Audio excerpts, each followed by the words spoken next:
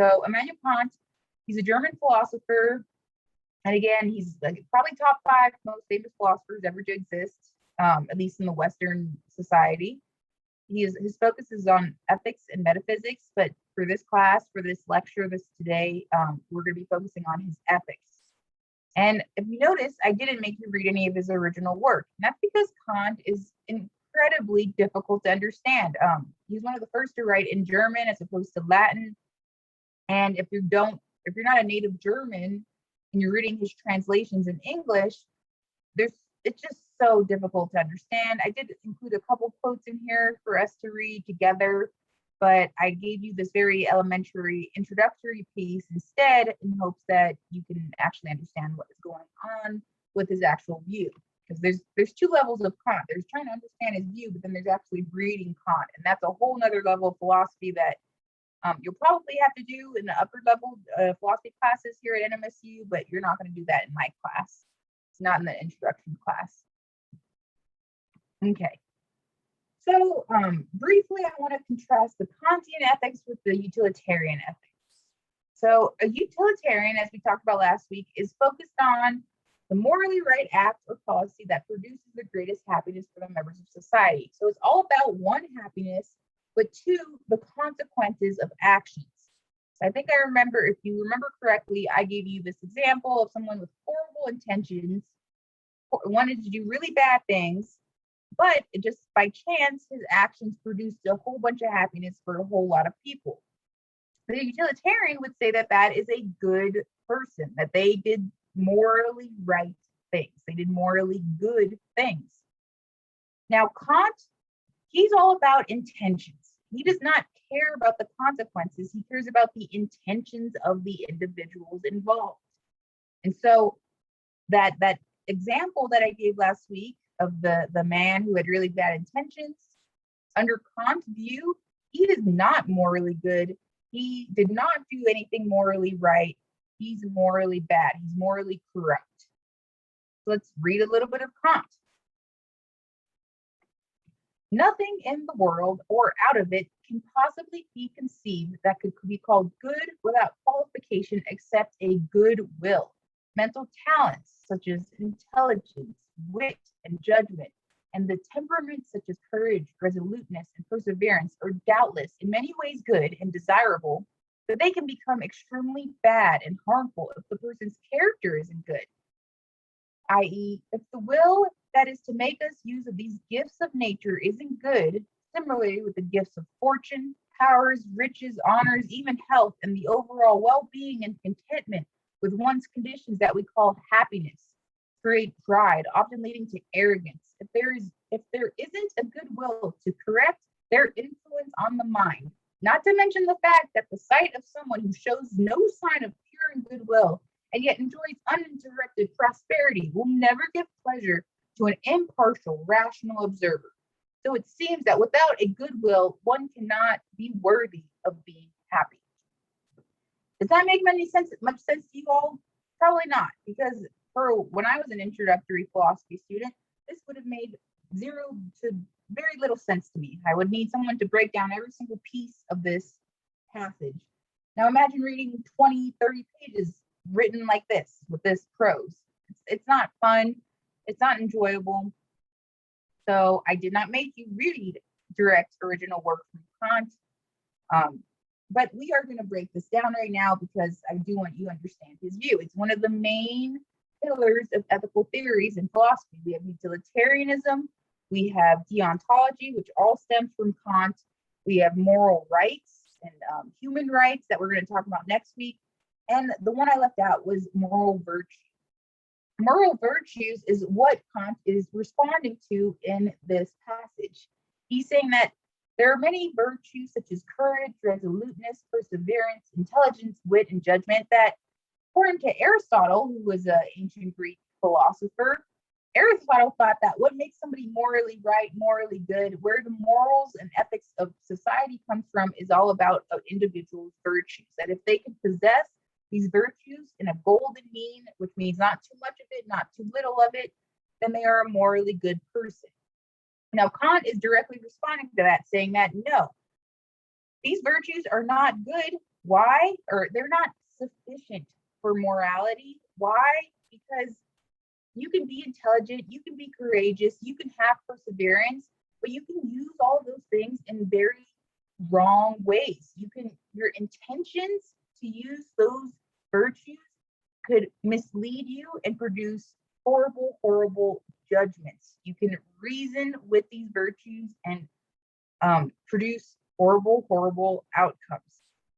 So again, the intention of the agent for Kant is what matters.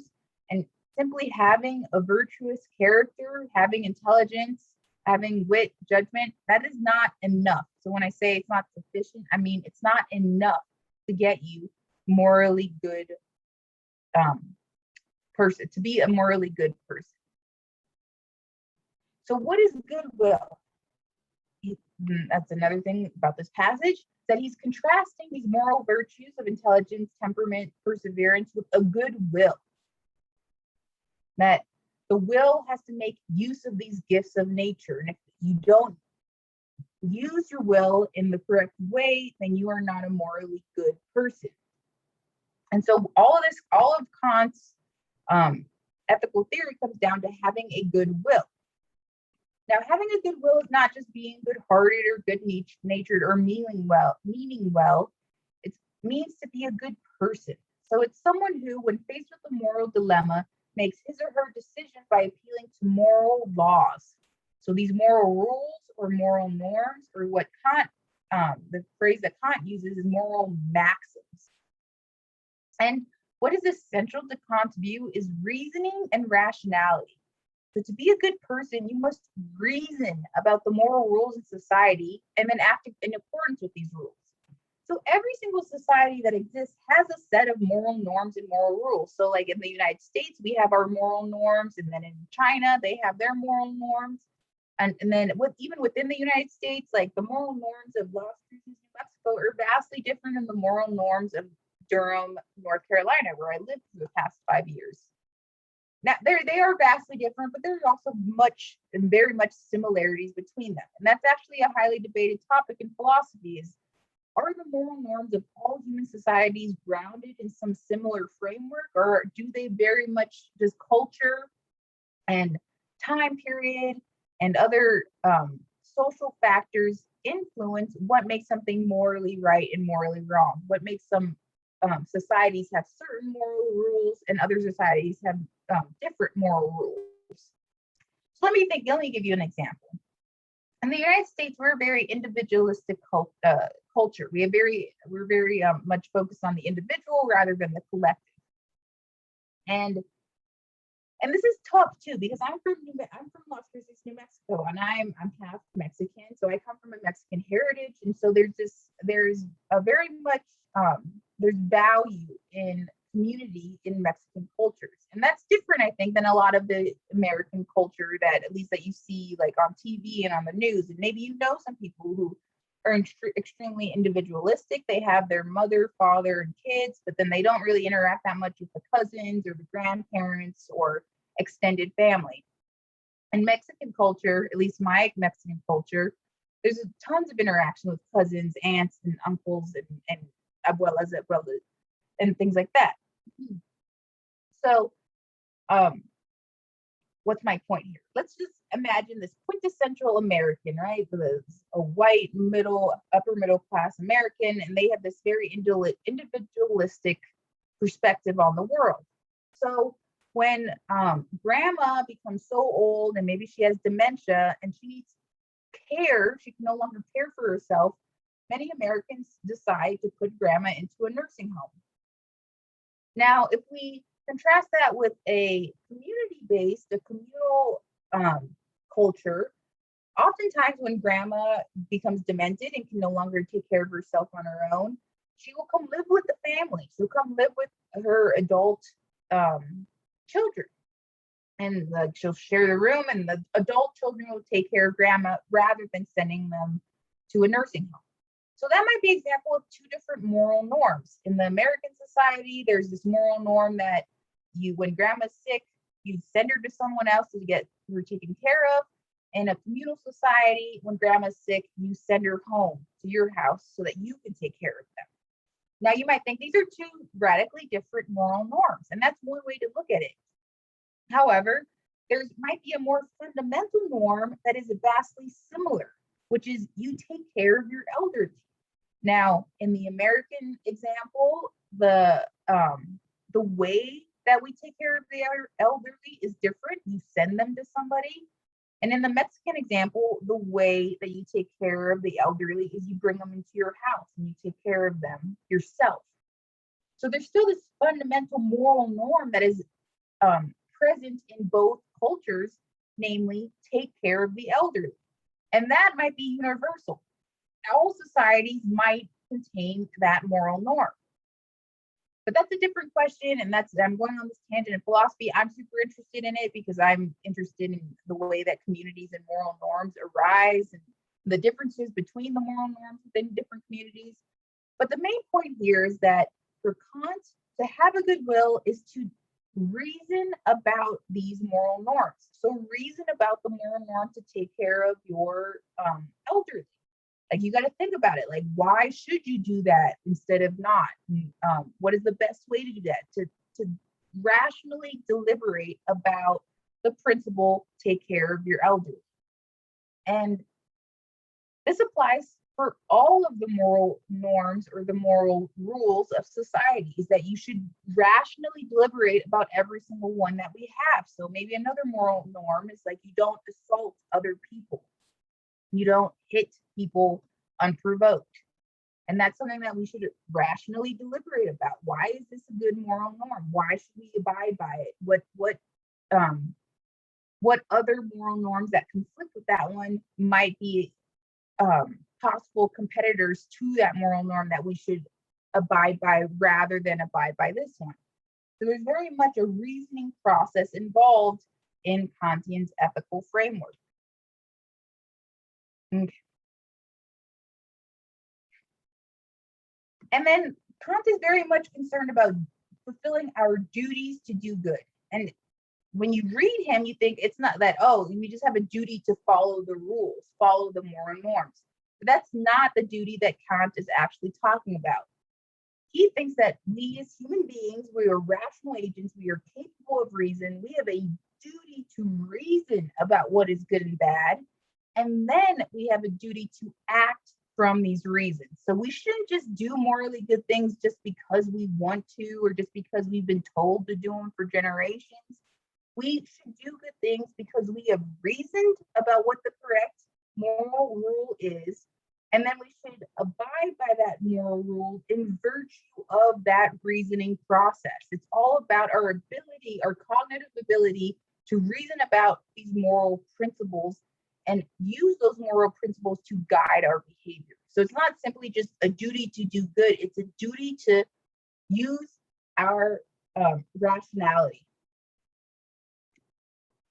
So let me give you an example of goodwill. Okay, let's go back to the writing example again. I've always tried in these lectures to give you some theory and then I give you a concrete example. And I hope that helps you understand what's going on.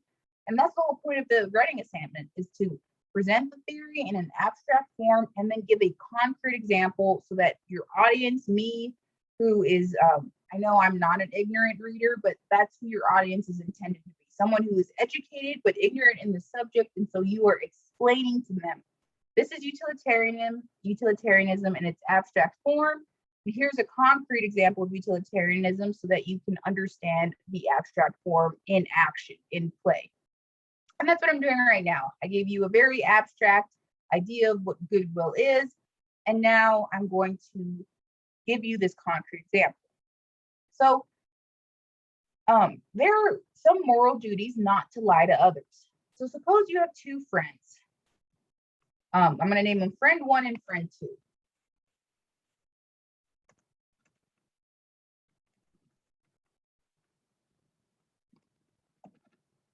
So you have two best friends, friend one and friend two. Friend one starts sleeping with friend two's partner.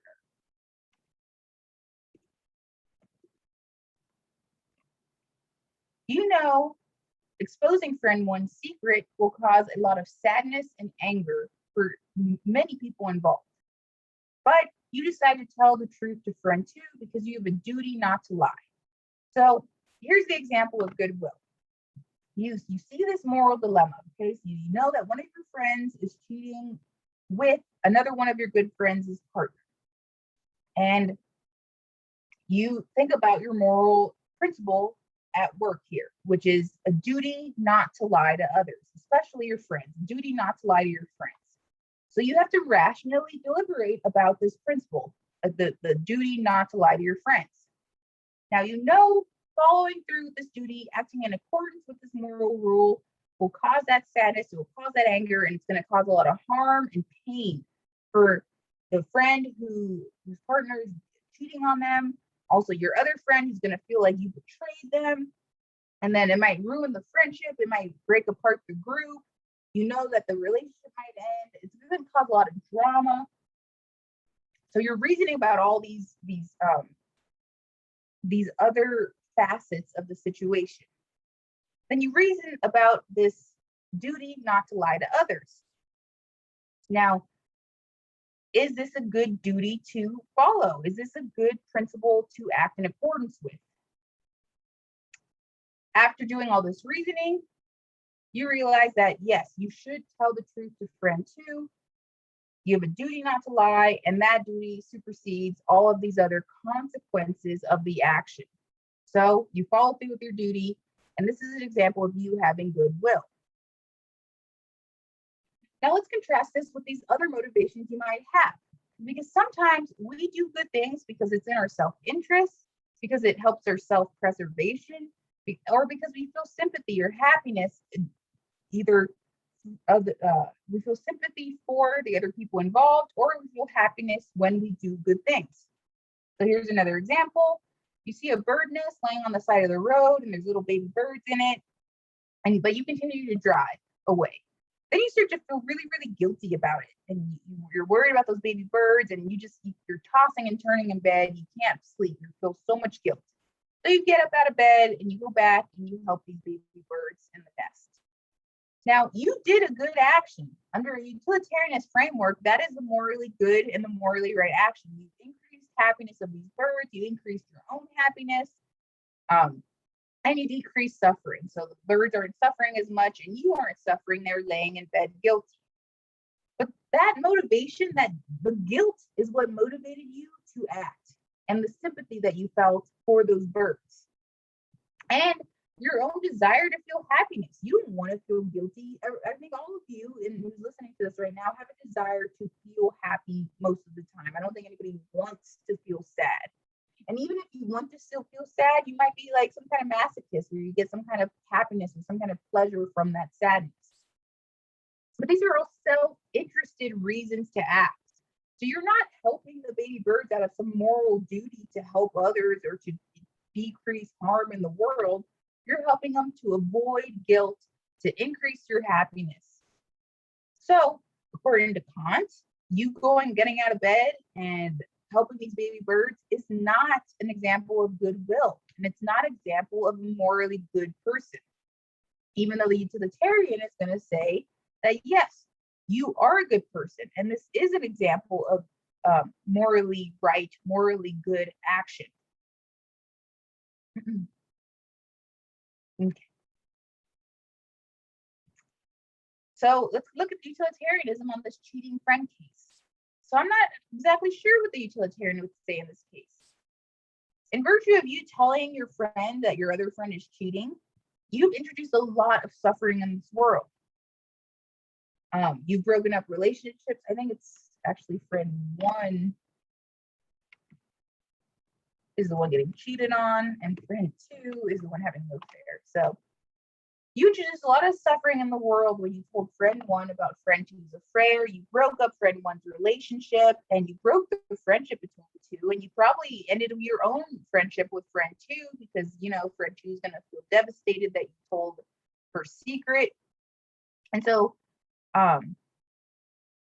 when you break up this relationship, when you break up this friendship, you decreased happiness because presumably friend one was happy in her relationship before she knew about the cheating.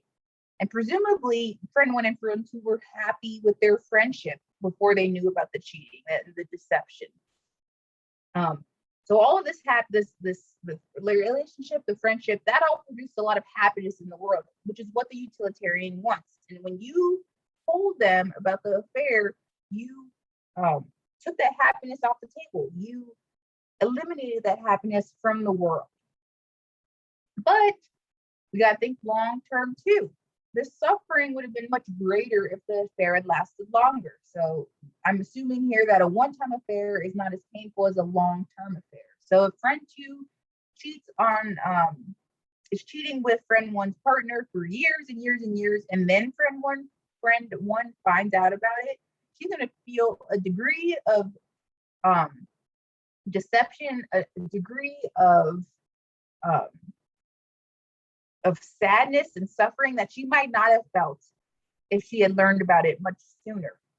That's it'd be years and years. It'd be so many instances of her looking back at the year-long relationship and thinking like, oh, look at all these times I was happy with my partner. Meanwhile, he was off cheating with my best friend. And look at all these times I was happy with my best friend. And meanwhile, she was lying to my face about being with my partner all the time. And I'm assuming that maybe a long-term relationship, a long-term affair is going to be much more painful than a short-term affair. So you have to weigh these. You have to reason too when you're utilitarian. Every ethical theory here is going to require you to do some reasoning. It's not as simple as just, again, doing what you've done for generations, or doing what your parents used to do, or doing what the media tells you to do, or doing what a celebrity tells you to do. It's not as morality is never that easy. Or even in some cases, doing what the Bible tells you to do. It's not that hard. It's not as easy as just following some written word and then just doing it without any thought at all. Utilitarianism, deontology, next week when we talk about moral rights, they're all involved reasoning about the possible actions, about the possible rules that you can abide by. So utilitarian is not absent of or devoid of reasoning. You still have to reason about what's going to produce the most happiness for the members of society. But I'm not sure of these two possibilities exactly what produces the most happiness and what decreases the most suffering or sadness. And I think that might be a problem with utilitarianism. It's hard to measure exactly how much happiness is introduced by one action and how much suffering is decreased by one action, and as opposed to some other actions. Okay, so we've talked a lot about these duties to follow these moral rules, and what exactly are these moral rules? And Kant has nice and concisely tried to narrow down all of moral rules down to these categorical imperatives. He also has hypothetical imperatives. We're not going to talk so much about the hypothetical imperatives because in doing so, you have to talk about counterfactuals and conditionals, and I just don't want to get that deep into the logic of it. So we're just going to talk about and focus on his categorical imperatives, because there are two in particular that are super famous and I think you all should know. But first, what's a categorical imperative? Categorical means unconditionally. So it's in all and any relevant cases. It's something that this is going to apply if you are in a similar case, no matter what. And an imperative is a command. So it's a command that anyone should follow, even if they don't want to, or even if they feel like they shouldn't. They need to follow it. It's imperative that they follow it. Okay, so I'm going to have one more video where I talk more in depth about these categorical imperatives. I'll spell them out for you explicitly, and we'll talk a little bit more about some of the philosophical concepts that are at work when we go over these principles.